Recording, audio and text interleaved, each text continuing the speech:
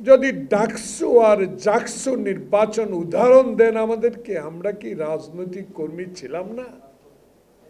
আমরাও তো ছাত্র রাজনীতি থেকে রাজনীতি শুরু করে এই পর্যায়ে এনে দিয়েছেন শহীদ জিয়ার আদর্শে, খালেদা জিয়ার নেতৃত্বে, তারেক রহমানের সুসংগঠিত সাংগঠনিক শক্তির কারণে আজকে এই প্রেস ক্লাবে দাঁড়িয়ে দুটি কথা বলার সাহস জুগিয়েছে।